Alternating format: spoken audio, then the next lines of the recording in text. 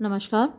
वीर Bahadur Singh Purvanchal university का first semester का English का एग्ज़ाम हो चुका है और आप लोगों के बहुत मैसेजेस आ रहे हैं कि मैडम इसको सॉल्व कराइए पेपर को। एक बच्चे ने मुझे पेपर भेजा भी है, तो आज हम देखते हैं। और ये पेपर का ये वीडियो देखना अपनी यूनिवर्सिटी यानी हमारे जो doctor B R Ambedkar university के स्टूडेंट्स हैं उनके लिए भी ये देखना बहुत ज़रूरी है, क्योंकि इससे आपको पता चलेगा कि किस हद तक क्वेश्चंस डिफ़िकल्ट हो सकते हैं आपके लिए। तो हालांकि क्वेश्चन पेपर ये डिफ़िकल्ट है, लेकिन कुछ बच्चों का ये कहना कि बिल्कुल आउट ऑफ सिलेबस था, तो आउट ऑफ सिलेबस बेटा ये नहीं है आपका क्वेश्चन पेपर। इसमें जब मैंने काउंट किए तो लगभग 60 क्वेश्चंस ऐसे हैं जो मैंने अपने वीडियोज़ में कराया है, आपको उसी में से आए हैं। देखिए, मैं आपको बताती भी जाऊंगी कि कौन से क्वेश्चंस हैं जो मैंने अपने वीडियोस में आपको कराए थे। तो अगर आपने ध्यान से सारे वीडियोस देखे हैं जिन लोगों ने, वो कम से कम इसमें से 60 क्वेश्चंस सही करके आए होंगे। तो देखिए, पहला क्वेश्चन है which of the following writers was born in Calcutta on 15 अगस्त। तो ये क्वेश्चन मैंने कराया था, आपको याद हो, जब हम श्री अरविंदो पर वीडियो बना रहे थे। श्री अरविंदो पर मैंने 2 वीडियो बनाए थे, बल्कि शायद हाँ 2 ही बनाए हैं, जिसमें से एक तो डिटेल्ड वीडियो था और दूसरा वीडियो मल्टीपल चॉइस क्वेश्चंस पर बेस्ड था। तो ये श्री अरविंदो की डेट ऑफ बर्थ है, तो पहला ही क्वेश्चन वो है जो मैंने कराया था आपको, और इसका जो आंसर है वो नंबर 1 है, श्री अरविंदो। फिर है the life divine is a well known work of. तो द लाइफ डिवाइन किसका जाना माना वर्क है, रचना है। तो ये वाला क्वेश्चन भी हमने कराया है, और देखिए इसका जवाब है श्री अरविंदो, ये उन्हीं की रचना है। तो ये दूसरा, अब आप काउंट आप खुद करते जाइएगा कि कितने ऐसे क्वेश्चंस थे जो हम अपने वीडियोस में कर चुके थे। अगर आपने ध्यान से देखे होते तो मेरे हिसाब से आप 60 क्वेश्चंस सही करके आते, तो ये भी हम करा चुके हैं। फिर है no one can write about my life because it has not been on the surface of man to see who rode this. यानी कोई भी मेरे जीवन के बारे में नहीं लिख सकता क्योंकि मेरा जीवन सतह पर नहीं है कि मनुष्य उसको देख सकें। तो ये किसने लिखा? ये भी श्री अरविंदो ने लिखा है, लेकिन ये हमारे वीडियो में नहीं था। लेकिन मैं एक चीज़ आपको बताऊं कि देखिए, ये एक ट्रिक भी है, और अपनी यूनिवर्सिटी वाले बच्चे इस बात को ध्यान से सुन लें, डॉक्टर बी आर अम्बेडकर वाले, और बाकी जिन यूनिवर्सिटीज़ का एग्ज़ाम अभी नहीं हुआ है वो भी सुन लें इस बात को, कि जैसे ऊपर से आप देखते आ रहे हैं कि ये जो क्वेश्चंस हैं श्री अरविंदो पर ही बेस्ड हैं। पहला क्वेश्चन श्री अरविंदो का है, दूसरा क्वेश्चन श्री अरविंदो का है। तो आपको नहीं भी मालूम है तो आप गैस लगा सकते हैं कि ये वाला क्वेश्चन भी श्री अरविंदो पर ही बेस्ड होगा।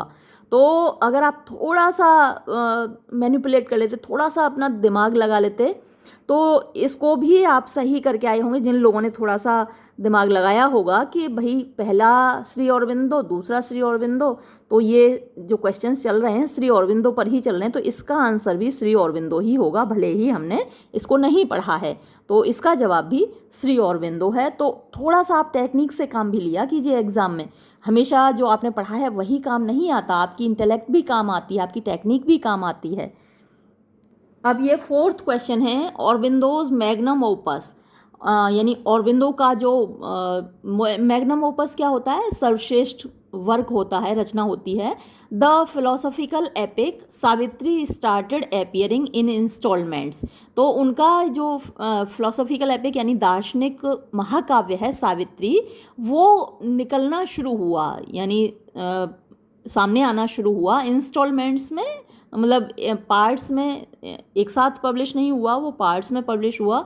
तो ये पब्लिश होना कब शुरू हुआ? तो इसमें जो ऑप्शंस दिए हुए हैं उनमें से सही ऑप्शन 1946 है। ये हमने नहीं पढ़ा था, तो हमारी यूनिवर्सिटी वाले बच्चे इसको नोट कर लें। जो जो हमने नहीं पढ़ा था अभी तक उसको अपनी यूनिवर्सिटी वाले बच्चे नोट करते जाएं, क्योंकि अपना एग्ज़ाम आपका 27 अप्रैल को है। तैयार रहिए बिल्कुल। देखिए कितने डिफ़िकल्ट क्वेश्चंस आ सकते हैं। तो ये बिल्कुल नहीं हमने पढ़ा था, किसी वीडियो में मैंने आपको नहीं बताया था, लेकिन इसका जो जवाब है वो 1946 है। तो जो बच्चे 1946 करके आए हैं वो खुश हो जाएं, और जो नहीं करके आए वो बेचारे, मैं क्या कर सकती हूँ बेटा, कोशिश तो मैंने की थी। अब अगला क्वेश्चन है, ऑरबिंदोज मास्टरपीस सावित्री, ऑरबिंदो का जो मास्टरपीस यानी जो उनकी सर्वश्रेष्ठ रचना है Savitri, has been divided into, कितनी बुक्स में डिवाइडेड है? तो जो ऑप्शंस दिए हुए हैं उनमें से सही जवाब है 12 बुक्स। तो ये तो हमने किया था, आपको याद हो, हमने सावित्री तो काफ़ी डिस्कस किया था और मैंने आपको ज़ोर दिया था जब श्री अरबिंदो पर मैंने वीडियो बनाया था, तो मैंने इस बात पर काफ़ी ज़ोर दिया था कि बेटा सावित्री के बारे में ज़रूर ध्यान से पढ़ लीजिएगा। और देखिए तो सावित्री पर आ गए ना, कई क्वेश्चन आ गए, ये दोनों क्वेश्चंस तो सावित्री पर ही बेस्ड हैं, तो ये 12 बुक्स है इसका आंसर। फिर है 6th question, in Aurobindo's poem the bird of fire, Aurobindo की कविता है द बर्ड ऑफ फायर, तो उसमें बर्ड क्या सिंबलाइज करती है? तो श्री अरबिंदो की कविताओं में बर्ड अक्सर आती रहती है, तो बर्ड जो सिंबलाइज करती है वो सोल को सिंबलाइज करती है, यानी आत्मा। जैसे चिड़िया उड़ जाती है ना, वैसे ही आत्मा भी तो उड़ जाती है ना मनुष्य के शरीर से। तो कहीं भी जब बर्ड का जिक्र होता है, चिड़िया का जिक्र होता है अरबिंदो की कविताओं में, तो वो आत्मा का जिक्र होता है। तो इसका जवाब है सोल्स एविएशन। हो सकता है आप में से कुछ लोगों ने गैस लगा लिया हो कि जैसे चिड़िया उड़ जाती है वैसे ही आत्मा उड़ जाती है, तो आप लोगों ने, मुझे लगता है, ये लगाया होगा गैस। तो जवाब यही है, सोल्स एविएशन। नेक्स्ट क्वेश्चन है, which work of Shri Aurobindo is a translation of कालिदास's विक्रमोर्वशीय। तो कालिदास के विक्रमोर्वशीय का ट्रांसलेशन श्री अरबिंदो का कौन सा वर्क है? तो इसका जवाब है उर्वशी। और उर्वशी के बारे में हमने अपने वीडियो में बात की थी शायद, और वैसे भी आप थोड़ा सा इसको अगर सोचें तो विक्रम उर्वशी की बात यहाँ कालिदास कर रहे हैं, तो उसका जो ट्रांसलेशन होगा वो कहीं ना कहीं उर्वशी होगा। तो ये जो जवाब है उर्वशी है। फिर है, R.N. Tagore was awarded the Nobel prize for literature for his masterpiece. तो ये मैंने बहुत अच्छे से आपको कहा था बेटा, इसको अच्छे से तैयार कीजिए, क्योंकि रविन्द्रनाथ टैगोर की गीतांजलि और उनके नोबेल प्राइज़ पर एक क्वेश्चन तो ज़रूर आता है। और देखिए कि आपको मालूम ही है, ये तो आपने अच्छे से तैयार किया होगा, मैंने कई बार इस पर फोकस किया था, क्योंकि रविन्द्रनाथ टैगोर का जो जिक्र है कई बार आया है आपके सिलेबस में। जब आपने अमर्त्य सेन को पढ़ा था उसमें भी रविन्द्रनाथ टैगोर की बात हुई थी, और रविन्द्रनाथ टैगोर की बात अलग से भी हुई थी। जो फर्स्ट यूनिट है उसमें भी रविन्द्रनाथ टैगोर की बात हुई थी। तो मैंने बार बार आपको इस बात पे एम्फेसाइज़ किया था कि गीतांजलि को जो नोबेल प्राइज़ मिला 1913 में मिला, ये बात आप ज़रूर याद रखिए। तो इसका जवाब गीतांजलि है। फिर है 9th क्वेश्चन, और ये क्वेश्चन की बात हमने नहीं की अपने किसी वीडियो में, तो इसको नोट कर लें अब हमारी यूनिवर्सिटी वाले बच्चे। Which poem of Tagore was first written in English and later translated into Bengali. जो जितनी भी पोइम्स हैं या वर्क्स हैं रविन्द्रनाथ टैगोर के, उनमें ज़्यादातर में क्या हुआ है कि उन्होंने पहले बंगाली में लिखे हैं, फिर उनको इंग्लिश में ट्रांसलेट किया गया है। लेकिन एक वर्क उनका ऐसा है, एक रचना उनकी ऐसी है जो पहले इंग्लिश में लिखी गई, फिर बंगाली में वो ट्रांसलेट की गई, उल्टा हुआ। तो ये केवल द चाइल्ड में ऐसा हुआ कि उन्होंने पहले उसको इंग्लिश में लिखा और फिर उसको बंगाली में ट्रांसलेट किया। तो इम्पोर्टेंट फैक्ट था। अब पूर्वांचल वालों का तो एग्ज़ाम हो चुका है, जिनका नहीं हुआ है वो लोग इसको नोट कर लें। फिर हम देखते हैं नेक्स्ट क्या है क्वेश्चन। 10th क्वेश्चन है, टैगोर रोट प्राइमरीली इन। तो टैगोर मुख्य रूप से जो लिखते हैं किस भाषा में लिखते हैं? इंग्लिश में, हिंदी में, बंगाली में या फ्रेंच में? तो आपको मालूम ही है कि टैगोर बंगाली भाषा में लिखते हैं प्राइमरीली, तो जो हमारा जवाब है वो बंगाली है। 11th क्वेश्चन है, in which year was Tagore awarded the Nobel prize. देखिए मैंने अभी आपको बताया ही था ये कि उनको 1913 में नोबेल प्राइज़ दिया गया।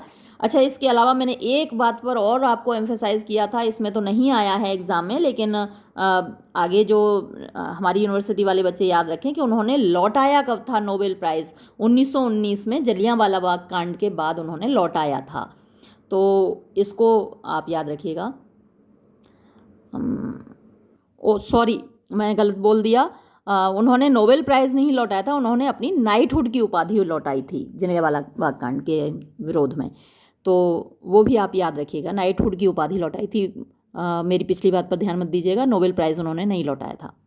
फिर है next question, the poem silent steps has been composed by. तो जो कविता साइलेंट स्टेप्स है ये रविन्द्रनाथ टैगोर ने ही लिखी है।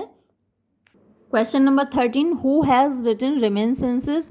तो इस पर हमने चर्चा की थी, ये रविन्द्रनाथ टैगोर ने लिखा है। रेमिनिसेंसेस एक तरीके से उनकी ऑटोबायोग्राफी है ये, तो इसका जवाब रविन्द्रनाथ टैगोर है। फिर है who wrote a memorable introduction to Gitanjali. देखिए गीतांजलि पे फिर से क्वेश्चन आ गया। तो गीतांजलि का इंट्रोडक्शन किसने लिखा था? तो इसका जवाब है W.B. यीट्स। ये हमने किया था अपने वीडियो में। और नेक्स्ट क्वेश्चन है टैगोर्स नॉवल गोरा वॉज पब्लिश्ड। ये भी हमने अपने वीडियो में किया था। कब पब्लिश हुआ था गोरा? 1910 में। 16th क्वेश्चन है भवानी भट्टाचार्य गॉट द साहित्य अकेडमी अवार्ड। और मैंने साहित्य अकेडमी अवार्ड के बारे में आपको बोला था कि अपनी नोटबुक में सारे जो ऑथर्स आपके सिलेबस में हैं उनके सबके नाम और उनको जिस ईयर में साहित्य अकेडमी अवार्ड मिला है उनको ज़रूर आप नोट कर लीजिएगा। तो ये क्वेश्चन आप ज़रूर कर पाए होंगे, आप लोगों ने सही किया होगा। 1967 में भवानी भट्टाचार्य को साहित्य अकेडमी अवार्ड मिला। फिर है which novel of Bhavani Bhattacharya depicts the Chinese invasion of 1962। तो ये क्वेश्चन भी आपने सही किया होगा क्योंकि ये हमने अपने वीडियो में डिस्कस किया था। और ये है शैडो फ्रॉम लद्दाख, और इसी के लिए भवानी भट्टाचार्य को साहित्य अकेडमी अवार्ड भी मिला था, शैडो फ्रॉम लद्दाख के लिए। तो ये दोनों क्वेश्चन आपने सही किए होंगे अगर आपने मेरे पिछले वीडियोस देखे हैं। फिर है in which novel Bhabani Bhattacharya tells the story of a Calcutta born Brahmin girl. तो कौन से नॉवल में भवानी भट्टाचार्य एक कलकत्ता में पैदा हुई ब्राह्मण लड़की की कहानी बताते हैं? वो म्यूज़िक फॉर मोहिनी है, और ये ज़रूर आप कर पाए होंगे, ये हमने डिस्कस किया था। 19वां क्वेश्चन है Kajoli is the central character in Bhabani Bhattacharya's novel. Bhabani Bhattacharya के किस उपन्यास में काजोली सेंट्रल कैरेक्टर है? तो इसका जवाब है सो मैनी हंगर्स। और सो मैनी हंगर्स के बारे में हमने बात की थी, अब उसमें काजोली का नाम आया था कि नहीं जब हम बात कर रहे थे, मुझे कंफर्म नहीं है, लेकिन सो मैनी हंगर्स के बारे में हमने बात की थी अपने वीडियो में। फिर है Bhavani Bhattacharya first published book was. तो भवानी भट्टाचार्य की पहली पब्लिश्ड जो बुक थी वो तो इसमें जो ऑप्शंस दिए हुए हैं इनमें से कोई नहीं है, क्योंकि उनकी पहली बुक तो थी सम मेमोरेबल यस्टरडेज जो कि 1941 में पैदा नहीं हुई थी, पब्लिश हुई थी। और जो यहाँ ऑप्शंस दिए गए हैं उनमें से सबसे पहला है सो मैनी हंगर्स जो कि 47 में पब्लिश हुई थी। तो इन ऑप्शंस में से तो जो आपको टिक करना है वो सो मैनी हंगर्स ही टिक करना है। फिर है तो ये तो हमने डिस्कस किया था, आप कर पाए होंगे इसको, सो मैनी हंगर्स ही आपने टिक किया होगा। फिर है next question which character of R.K. Narayan teachers English in a college. तो कौन सा कैरेक्टर इंग्लिश पढ़ाता है?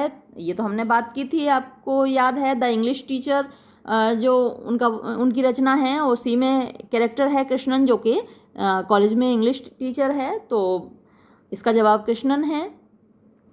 नेक्स्ट क्वेश्चन है which female character of R.K. Narayan is a true disciple of Gandhi.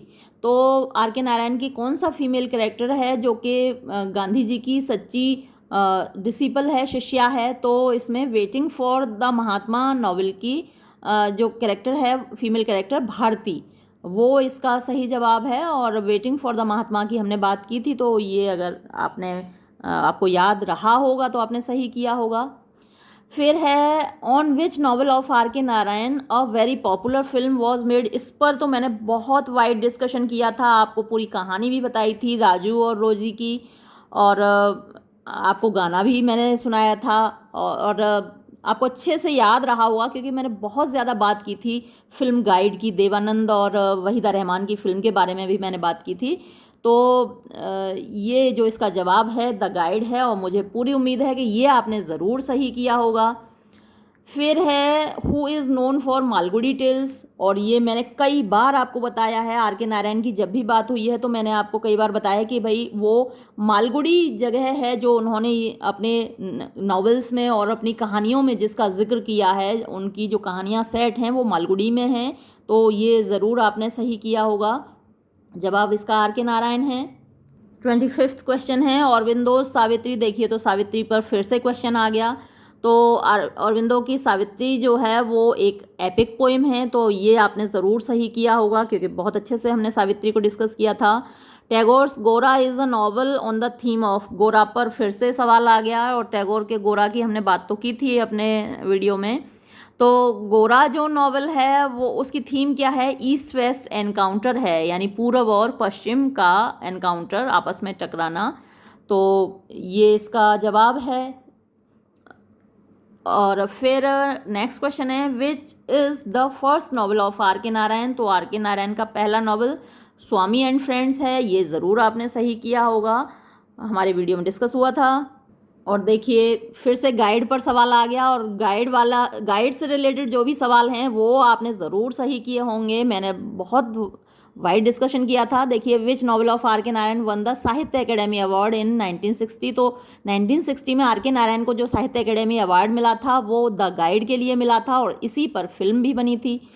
Name the novel in which R K Narayan has portrayed a foreign lady.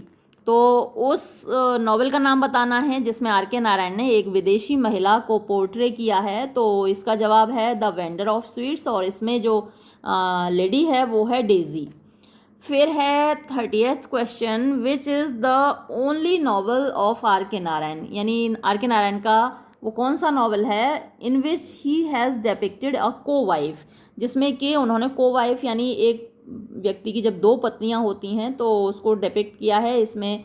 इसका जवाब है the dark room.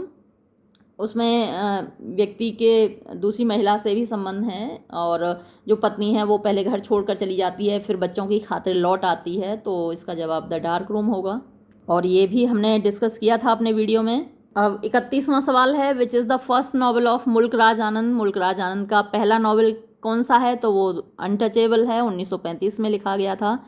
अच्छा, मैं ये देख रही हूँ कि फर्स्ट जो पहली यूनिट है उसमें से बहुत ज़्यादा क्वेश्चंस इन्होंने दे दिए हैं, और बैलेंस्ड नहीं है बिल्कुल भी ये क्वेश्चन पेपर जिन साहब ने भी या मोहतरमा ने बनाया है।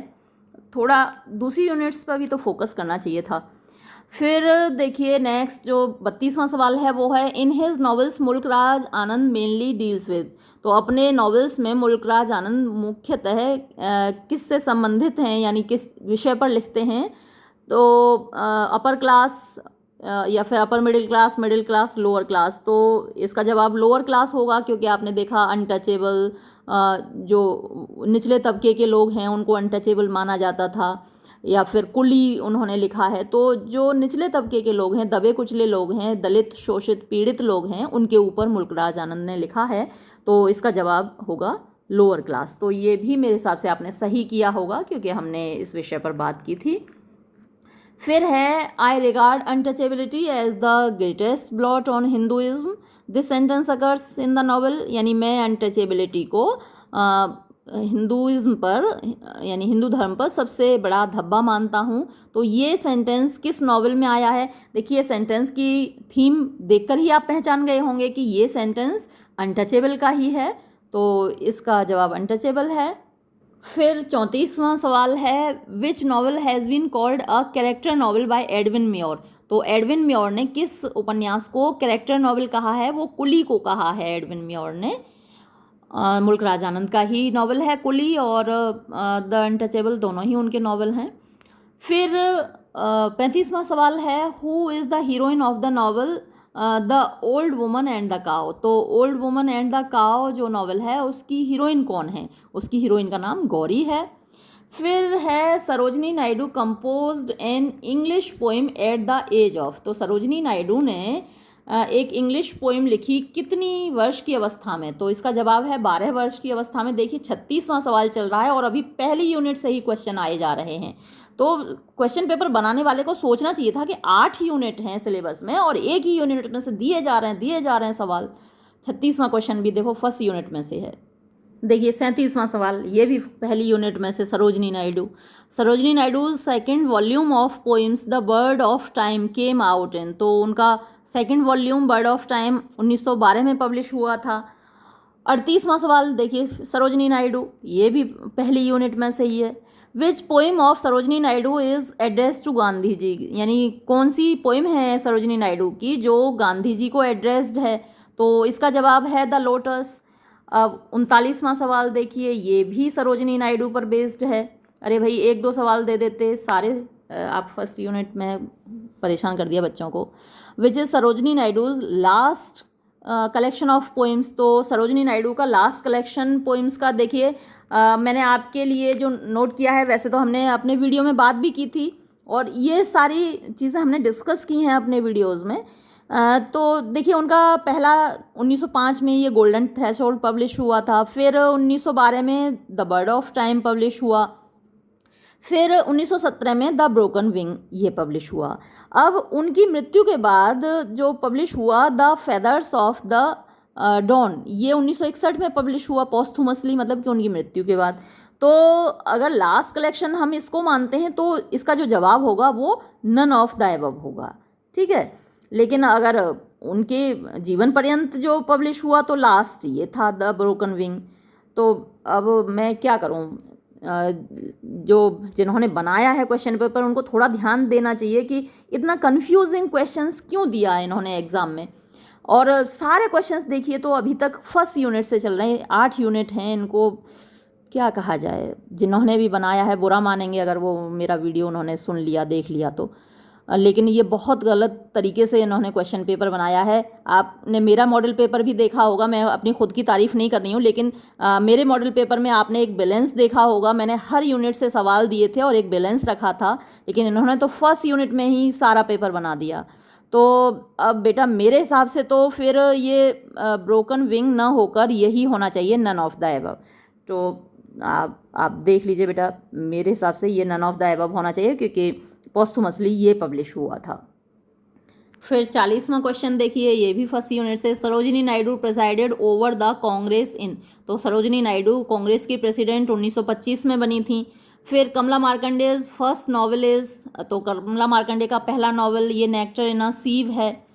फिर है Rukmini is the central character, तो रुक्मिणी जो सेंट्रल कैरेक्टर है वो नेक्टर इन अ सीव की है, हीरोइन है रुक्मिणी। तो ये भी देखिए फर्स्ट यूनिट से ही सवाल है आपका।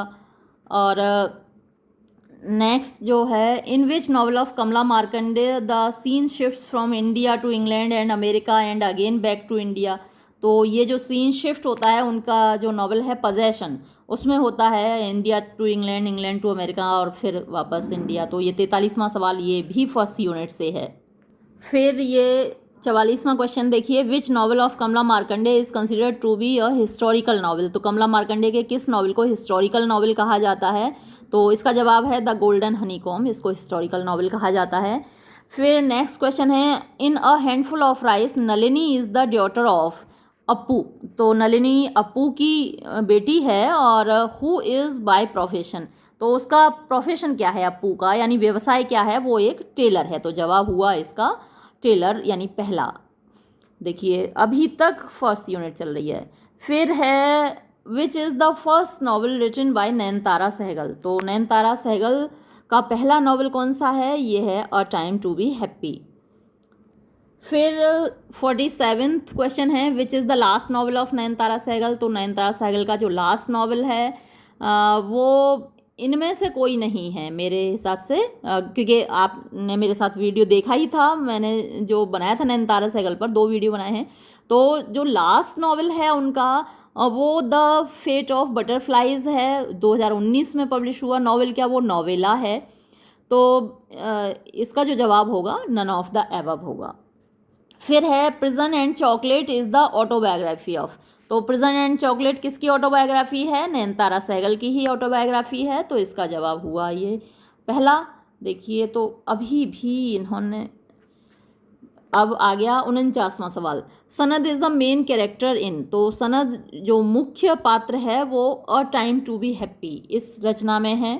देखिए 50वां क्वेश्चन आ गया और पहली यूनिट से ये जनाब ऊबे नहीं हैं जिन्होंने भी पेपर बनाया। 50वां क्वेश्चन भी पहली यूनिट से है। In which novel of Nayantara Sahgal divorce actually takes place, तो नयनतारा सहगल के किस नॉवल में वास्तव में डिवोर्स होता है? तो इसका जवाब है द डे इन शैडो।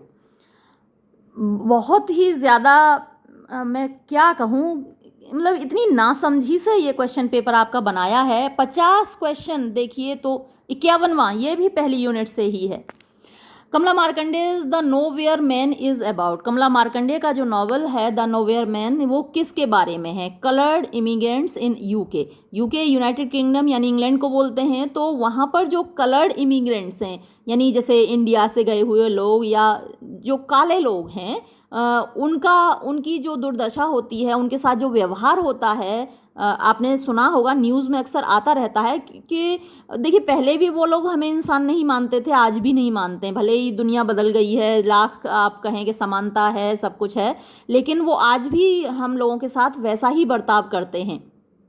तो जो कलर्ड इमिग्रेंट्स की समस्या है वो द नोवेयर मैन में दिखाई गई है कमला मार्कंडे के द्वारा। अब देखिए 52वां सवाल, ये भी फर्स्ट यूनिट से। Nectar in a sieve by Kamala Markandaya depicts the condition of. तो नेक्टर इन अ सीव जो कमला मार्कंडे का नॉवल है उसमें कंडीशन किसकी दिखाई गई है? रूरल इंडिया की, यानी जो ग्रामीण भारत है उसकी दुर्दशा इसमें दिखाई गई है। तो ये 52वां क्वेश्चन भी आप देखिए फर्स्ट यूनिट से आया आपका। अब 53वें क्वेश्चन में जाके इनको याद आया कि और भी यूनिट्स हैं भाई सिलेबस में, तो अब उन्होंने 53rd क्वेश्चन दिया the author of the last leaf is. तो ये तो आपने कर ही दिया होगा, आसान है। तो ये ओ हेनरी का है। और इससे पहले जो नेक्टर इन अ सीव आपने ये भी सही किए होंगे, क्योंकि मैंने कमला मार्कंडे पर जब बनाया था वीडियो तो नेक्टर इन अ सीव की काफ़ी बात की थी, क्योंकि वो बहुत इंपॉर्टेंट नॉवल है और ये आपने ज़रूर सही किया होगा। ओ हेनरी ने लिखी है द लास्ट लीफ। फिर है which of the following was written by Guy de Maupassant. तो गी द मोपासा के द्वारा इनमें से कौन सी कहानी लिखी गई है? तो ये भी आपने सही किया होगा, द नेकलेस कहानी, और इस पर मैंने वीडियो भी बनाया हुआ है। हालांकि आपके सिलेबस में नहीं है द नेकलेस, आपके सिलेबस में जो कहानी है गी द मोपासा की वो टेरर है, और टेरर पे तो इन्होंने एक भी क्वेश्चन नहीं दिया। अच्छा सॉरी, मैं जिनकी बात कर रही हूँ पूर्वांचल यूनिवर्सिटी में नहीं होगा टेरर, हाँ उनके यहाँ द नेकलेस होगी, क्योंकि उन्हीं लोगों ने रिक्वेस्ट की थी मुझसे इस कहानी को पढ़ाने की। चलिए कोई बात नहीं। तो ये भी आपने सही किया होगा, बात तो हमने की थी और स्टोरी भी हमने पढ़ी है। फिर है the autobiography is the literature of self revelation. अब इनको याद आया कि भाई जो है ना टाइप्स ऑफ प्रोज भी तो पूछने हैं। अब इनको याद आया 55वें क्वेश्चन में जाके कि टाइप्स ऑफ प्रोज भी पूछ लिया जाए। तो द ऑटोबायोग्राफी जो है वो क्या है? सेल्फ रिविलेशन है, यानी अपने बारे में बताना, रहस्योद्घाटन करना, अपने बारे में बताना। तो किस फॉर्म में? एक जर्नल के फॉर्म में, एक डायरी के फॉर्म में, एन एसे के फॉर्म में, या ऑल दीज। तो किसी भी फॉर्म में अपने बारे में बता सकते हैं। डायरी के फॉर्म में भी बता सकते हैं, एसे की फॉर्म में बता सकते हैं, जर्नल की फॉर्म में बता सकते हैं, बुक की फॉर्म में बता सकते हैं। तो इसका जो जवाब होगा ऑल दीज होगा। फिर है इमेजरी। तो अब ये डिवाइसेस की बात आ गई, प्रोज डिवाइसेस। ये आपने मेरे साथ पढ़ी थी और आप ज़रूर सही करके आए होंगे इसको भी। Imagery helps in translating the concrete into abstract, the abstract into concrete, the particular into general, none of the above. तो जो इमेजरी है उसमें जो एब्स्ट्रैक्ट चीज़ें होती हैं, सूक्ष्म चीज़ें जिन्हें देख नहीं सकते, छू नहीं सकते, उनको कंक्रीट में ट्रांसलेट किया जाता है, यानी उनको उनकी तस्वीर बनाई जाती है, क्रिएट की जाती है लेखन में, जिससे हम उस तस्वीर को शब्दों के माध्यम से जो तस्वीर खींची गई है उसको हम देख सकें। तो इसका जो जवाब होगा वो दूसरा। अब 57th क्वेश्चन है इनका, humour stands for comical sensibility in people and situations, such sensibility में बी। तो ह्यूमर जो है, ह्यूमर स्टैंड्स फॉर यानी ह्यूमर का मतलब होता है कॉमिकल सेंसिबिलिटी, यानी जो हास्य से संबंधित सेंसिबिलिटी है, भावना है, इन पीपल लोगों में, एंड सिचुएशंस और परिस्थितियों में। सच अ सेंसिबिलिटी में बी, तो ऐसी जो भावना है वो कैसी हो सकती है? विजुअल हो सकती है, वर्बल हो सकती है, inherent in a combination of events, या फिर ऑल द अबव। तो ये तीनों ही चीज़ें हो सकती हैं। विजुअल यानी एक ऐसी इमेजरी आपके सामने क्रिएट की जाए शब्दों के माध्यम से कि आप वो शब्द तस्वीर देख के आप हंसें, आपको हंसी आए। वर्बल भी वही है जो बोल के बताया जाए, लिख के बताया जाए। और inherent in a combination of events, तो कुछ ऐसी इवेंट्स आपके सामने पेश की जा सकती हैं लेखक के द्वारा जिससे आपको हंसी आए। तो ये तीनों ही सही हैं, तो जो जवाब हमारा होगा ऑल द अबव होगा। फिर who said reading make the full man, ये तो आप पक्का सही करके आए होंगे, ये तो हमने बहुत अच्छे से पढ़ा था, बेकन ने कहा है। फिर है tell the composer of the following lines, और ये भी आप बिल्कुल सही करके आए होंगे। Studies serve for delight, for ornament and for ability, ये भी फ्रांसिस बेकन ने कहा है। तो ये दोनों तो आप ज़रूर सही करके आए होंगे, मेरे साथ आपने बहुत अच्छे से पढ़ा है। Next question, 60th question, dream children is an essay written by Charles Lamb, ये भी सही किया होगा आपने। Who is known as the prince of English essays, तो जो अंग्रेज़ी के निबंधकार हैं उनका राजकुमार किसको कहा जाता है? चार्ल्स लैम को कहा जाता है। और ये भी आपने सही किया होगा, ये हमने बात की थी इसके बारे में। फिर है who said I shall endeavour to enlighten morality with wit and to temper wit with morality, यानी आई शैल एंडेवर, मैं कोशिश करूँगा, टू एनलाइटन मॉरलिटी, जो मॉरलिटी है, नैतिकता है, उसको एनलाइटन करने की, उसका पथ प्रदर्शन करने की, विद विट होती है हाजिर जवाबी, उससे and to temper wit with morality, और जो हाजिर जवाबी है उसको नैतिकता से मिलाने की। तो ये एडिसन ने कहा है, लेकिन अनफॉर्चुनेटली मैंने अपने वीडियो में इस बात को आपको नहीं बताया है, तो ये बात वो लोग नोट कर लें जिनका एग्ज़ाम अभी नहीं हुआ है, इम्पॉर्टेंट बात है, एडिसन ने कही है। Next 63 question, Virginia Woolf was the daughter of an eminent Victorian critic and scholar, who was he, तो वर्जीनिया वुल्फ के पिता का नाम पूछा है और उनके पिता का नाम लेस्ली स्टीफन था। और ये वर्जीनिया वुल्फ वाले चैप्टर में हमने उनके पिता की बात करी थी कि नहीं, अब मुझे याद नहीं है, लेकिन जहाँ तक है करी ज़रूर होगी उनके पिताजी की बात, लेस्ली स्टीफन हैं।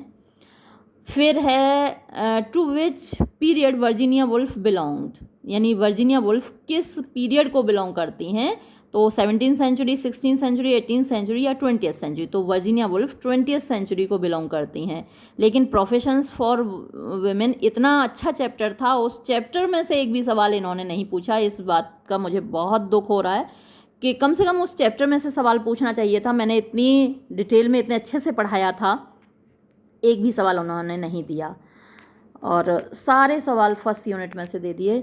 फिर देखिए, who is known for effective use of humour and pathos in his prose, तो हु इज़ नोन किसको जाना जाता है फॉर इफेक्टिव यूज़, प्रभावी प्रयोग के लिए, ऑफ ह्यूमर एंड पैथोस, हास्य और पैथोस करुणा होती है, इन हिज प्रोज, अपनी प्रोज में, तो इसके लिए लैम को जाना जाता है। और इस पर हमने क्वेश्चन एक वीडियो भी बनाया था, अलग से बनाया था, humour and pathos in the essays of Charles Lamb, तो आपको अच्छे से याद होगा, ये जवाब लैम है। Question number 66, the vision of Mirza is a political allegory, vision of Mirza political allegory किसके द्वारा लिखी गई है? एडिसन के द्वारा लिखी गई है, लेकिन अनफॉर्चुनेटली मैंने अपने किसी वीडियो में बताया नहीं था, तो अब नोट कर लें जिनके एग्ज़ाम अभी नहीं हुआ है। फिर है in which figure of speech do we have parallel grammatical constructions with opposing ideas of things, तो ये तो आपने ज़रूर सही किया होगा, क्योंकि एंटीथीसिस के बारे में हमने बात की थी, जिसमें कि दो अपोजिंग आइडियाज़ होते हैं और एक ही सेंटेंस में होते हैं, पैरेलल होते हैं, साइड बाय साइड होते हैं, तो ये इसका जवाब एंटीथीसिस है। हमने प्रोज डिवाइसेस में इसको डिस्कस किया था, और ये अलग से जो मैंने फिगर्स ऑफ स्पीच भी डिस्कस किया हूँ वहाँ भी डिस्कस किया है इसको।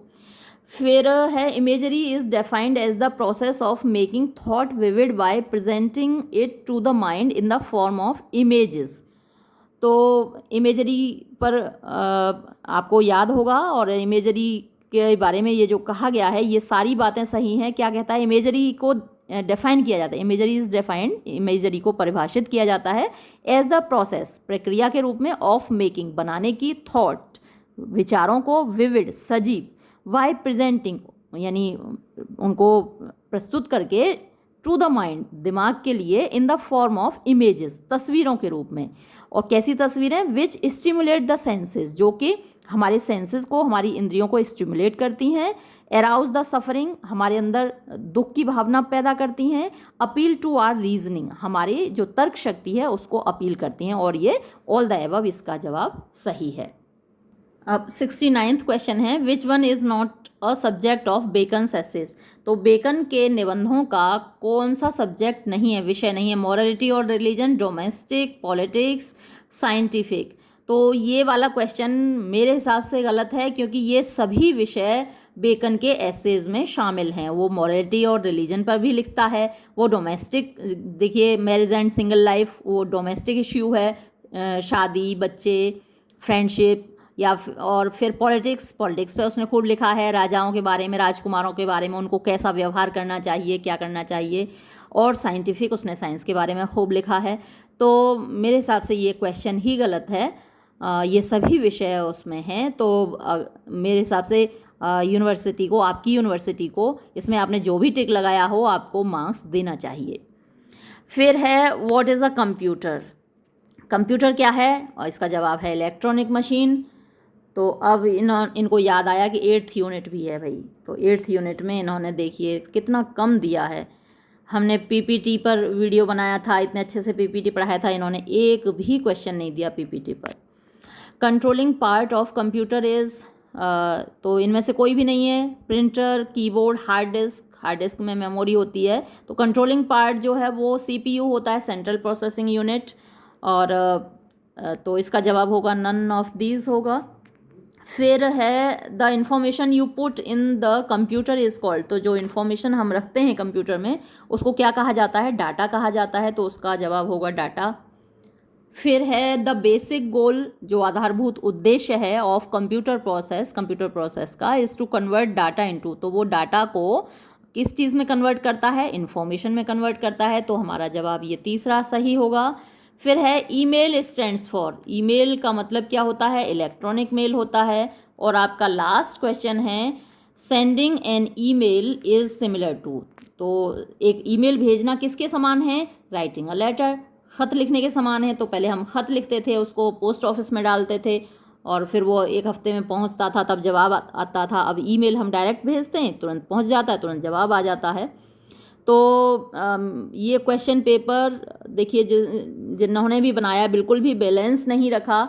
और सीवी राइटिंग पर इन्होंने एक भी क्वेश्चन नहीं दिया। ऑनलाइन राइटिंग, ब्लॉगिंग, किसी पर भी क्वेश्चन नहीं है। अमर्त्य सेन पर एक भी क्वेश्चन नहीं है। अमर्त्य सेन का टैगोर एंड हिज इंडिया था। एपीजे अब्दुल कलाम पर इन्होंने एक भी क्वेश्चन नहीं दिया। जवाहरलाल नेहरू पर एक भी क्वेश्चन नहीं दिया। तो बहुत ही अनबैलेंस्ड इन्होंने बनाया है। अनीता देसाई पर एक भी क्वेश्चन नहीं है। तो जिन्होंने भी बनाया है अब उन्होंने तो बना दिया क्वेश्चन पेपर, और सफ़र करेंगे हमारे बच्चे। क्या कर सकते हैं बेटा। लेकिन कोई बात नहीं, परेशान होने की कोई ज़रूरत नहीं है। कोई भी एग्ज़ाम आखिरी नहीं होता।